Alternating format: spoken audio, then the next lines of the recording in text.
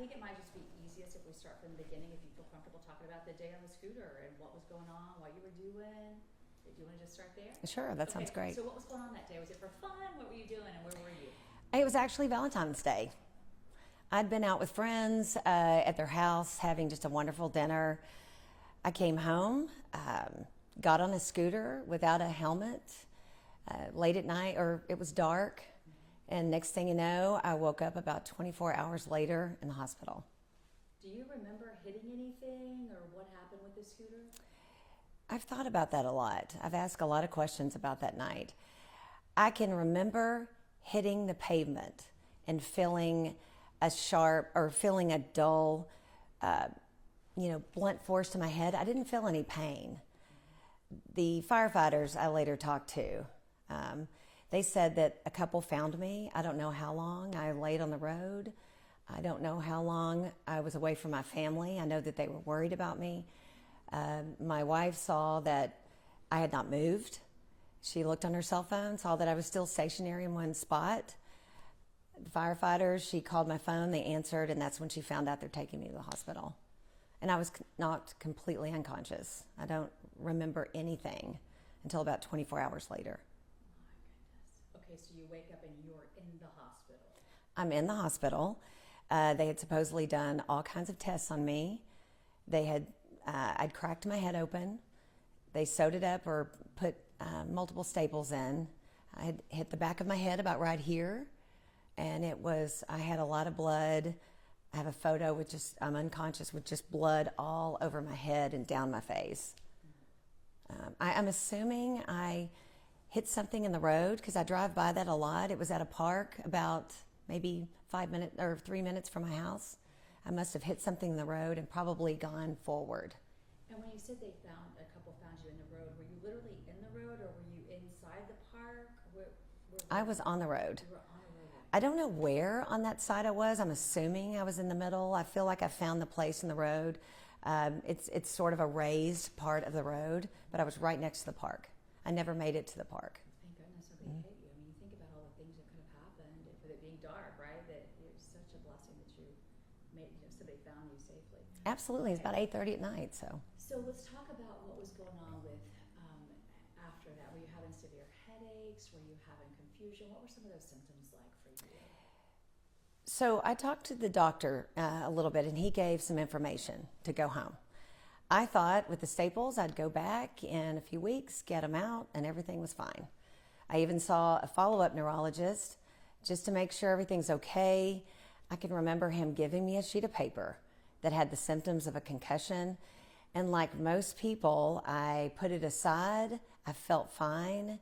I had a lot of healing to do on my head, but overall, I thought everything was fine. I thought I was over the worst part. And little did I know that in the months to follow, my whole life would be changed because of this. Okay, so let's talk about the first time something was awry. Did anybody in your family notice? Were you acting differently? What was going on with you where cognitively your brain had not fully healed and it was making you feel and act differently? I would say the first time I felt off, is the best way I can describe it, was about 2.5 months after I fell.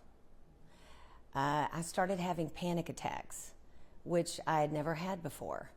And I started asking myself questions. Is it stress? Is it my age? Am I just having a nervous breakdown that our mom would always say? But I didn't have an answer. My family, they're worried about me. I went to the hospital multiple times during the course of healing. And when you're over 50 and you are smothered with anxiety, you think you're having a heart attack. You freeze, parts of your body go numb. It was very, very scary. And then I'm trying to hide it from my son, who was 13 at the time. And it's really just, it's just a debilitating experience. And then after that, I started feeling physical manifestations to my body. I started myself feeling behavioral changes, but I didn't think anything was wrong with me. I just didn't understand inside myself what was going on. Yeah. Okay, so at what point did you, so you went to the hospital several times. You said asking for questions about this. So is in the next thing when you get pulled over, is that the next big problem for you as far as the brain injury is concerned? That's a good question. I kept having, so I knew I wasn't myself, but I didn't understand at all why I was experiencing that. At one point, I followed my close friend's advice and my family. I went to Florida to this facility. It was a behavioral facility. And at some point, I can remember the head of that facility calling my parents and saying, there's nothing more we can do with her. We've tried everything. We can't really figure out exactly why a 52-year-old woman having no history of mental illness or mental health issues, either as a teenager or even with a family history, is exhibiting these signs. A lot of high but no lows. So it was very perplexing. So I kept asking myself answers while still trying to do the things I normally do. But the problem about a brain injury is you can't see it. It's not physical. It's not like a broken arm. You can be walking, talking, trying to do your daily life, but you're not doing anything the same. So just to make sure I understand, so before all that, the drama in your life happened, you actually went to Florida trying to find answers of why you felt differently. And nobody ever questioned about your head injury or ever put the two and two together with that, or they did? No, and this is why I wanted to do this. Yeah, Because the hardest thing about a brain injury is you're operating in silence. And everybody puts a label on it that they think that it's mental health. They make assumptions. And you end up going to psychiatrists. And here's the thing, even if it was mental illness, I would embrace it. I just wanted an answer. So did my family.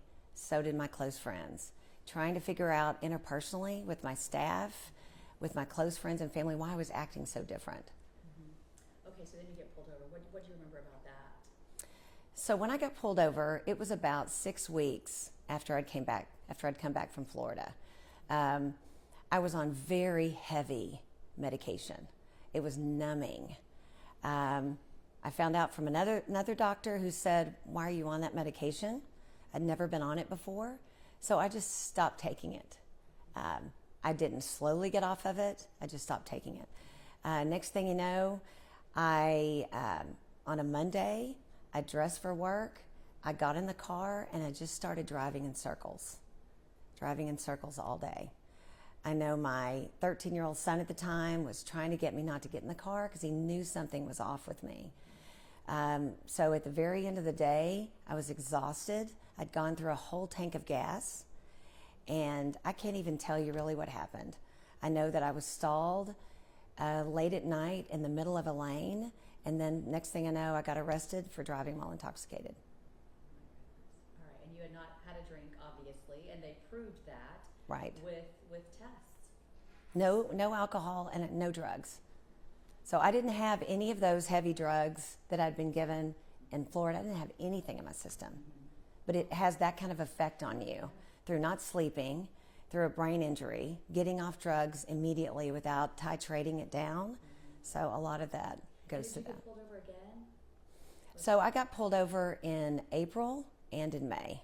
So in April, it was a panic attack or anxiety that I can't even describe the panic I felt when we've all gotten pulled over. And when you're not doing anything wrong, there's no reason to be panicked, right? But in that particular case, I just remember rambling, talking, getting upset, freaking out, all of those things that were not normal for the situation. Saying and doing things that I typically wouldn't do. But again, it all goes back to a major brain injury. Again, proven that you did not have anything in your system at all. No, nothing in my system. Thank goodness for those tests, right? So that people can't question you. It's black and white. There was nothing in your system. So how infuriating is it for you now? For you to be dragged through the mud, for your reputation to be put on the line for something you didn't even do, and it was for a horrifying injury. The hardest part about it is once I finally got the proper diagnosis, once the psychiatrist at a well-known institution in Tucson, Arizona, started asking the questions about chronology, and that the way I was acting did not make sense to him from a mental health situation. He sent me off to a world-renowned neurologist there in Arizona, and through multiple tests, she finally gave me the correct diagnosis. But when I got that diagnosis, I felt relief, but I also felt so much grief because I'd been walking and operating with a brain injury that I had no idea was there. And unfortunately, people seize on an opportunity to expose instead of trying to ask questions of why. And, you know, I've been in public service all my life. My whole adult life has been devoted to public service. And I really, truly wanted to be in that to help others. And so in those moments, you feel so small, you feel so insignificant, and you really don't know if you're going to come out on the other side. But you have. I have. For that. And, you know, I have, when you go through something like that, you really do lose your identity of yourself. And I feel like being hopeful, having that resilience, has given me a deeper understanding of having empathy and hope for other people that may be going through the same thing. What was the actual diagnosis called that they came up with for you? Post-concussion syndrome. Something so simple that was so unique to your own life, right, and just tore you apart. Did anybody ever say those words to you when they told you that you had suffered a severe concussion, or that could be a risk? That's an interesting story. I know you said you had that paper. I was wondering if, I mean, whoever reads the discharge papers, right? But Right. Were there any warnings that you know of? No, and I all that time, I think everyone wanted to just pinpoint that it was a mental health issue. You need to put her in a hospital, let them figure it out, send her to a place in another state, let them figure it out. But you know who ended up figuring it out? I went to a wonderful place in Tucson, and all I did was walk. I walked all the time, trying to figure out what was wrong with me. And I was walking one day with this friend that I'd met, who is actually a United States diplomat.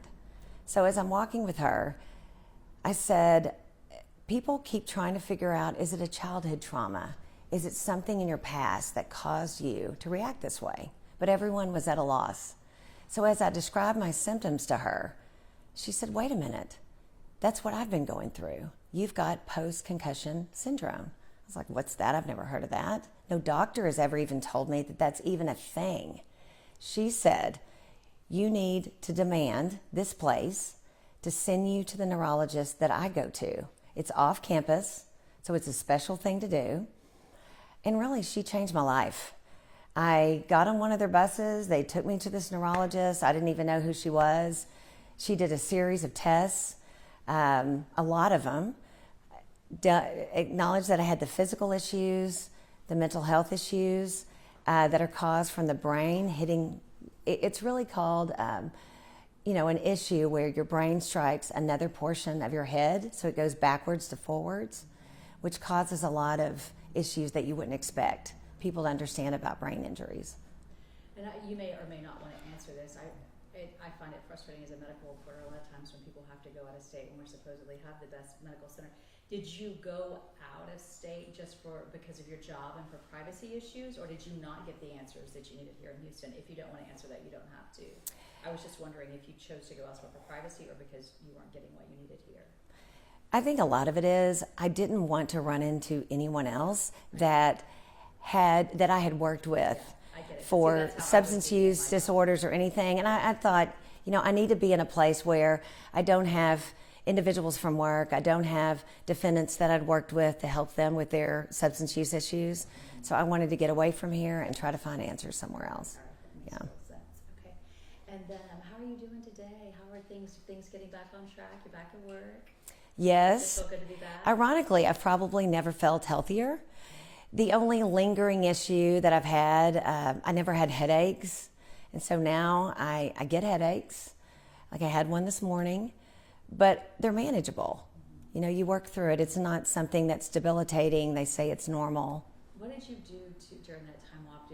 I know you're supposed to rest your brain. Did you have to be in a dark room and quiet, or Was there anything that you had to do to make sure that you fully healed?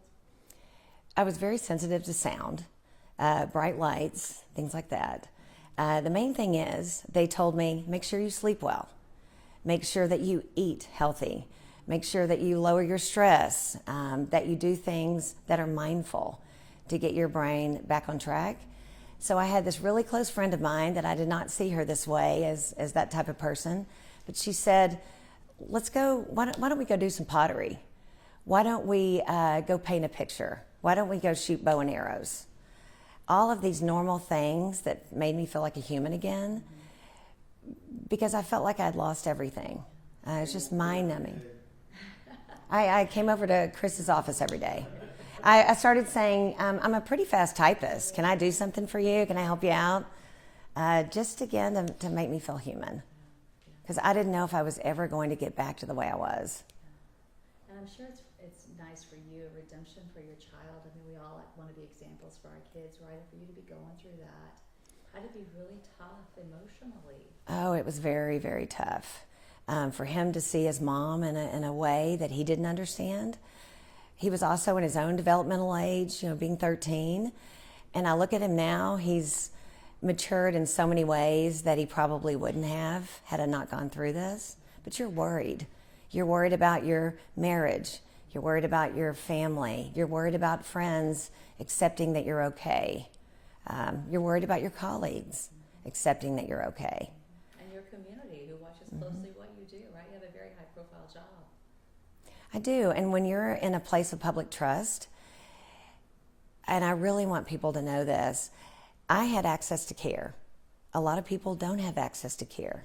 A lot of people don't have close family and friends to be there. But you have to be vigilant. You have to ask questions. You have to stay on doctors to give them the answers and make them figure out how healing is the best for you individually. Because there is no right answer to brain injury. It's not always caused by football. It's not always caused by a sport. It can be everyday issues, falling, hurting your head, and the next thing you know, changes your whole life. Yeah, that's very, very true. All right, that actually answers all my questions. Is there anything you want to add? I guess just how normal things pretty much feel right now, it sounds like.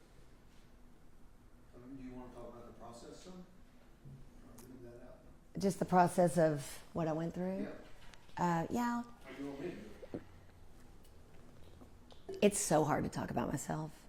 I'd rather talk about helping others, justice, administration, all those things that give you energy about your life.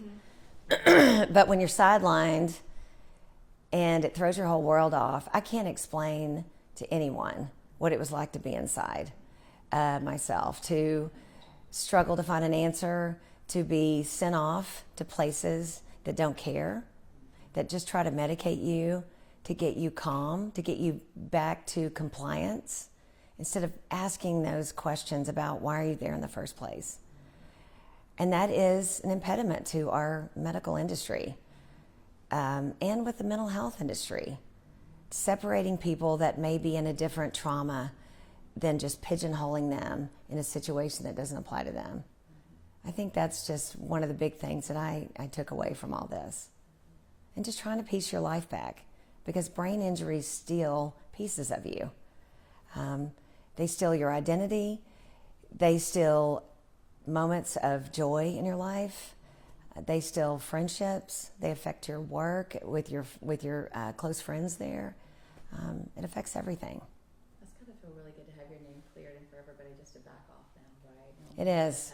It's only positive ones. It is. I mean, I had every bit of my privacy exposed, not necessarily even factual, but it was sensationalism. People camped out on my lawn, my address exposed to the public, receiving letters from people that should not know my address.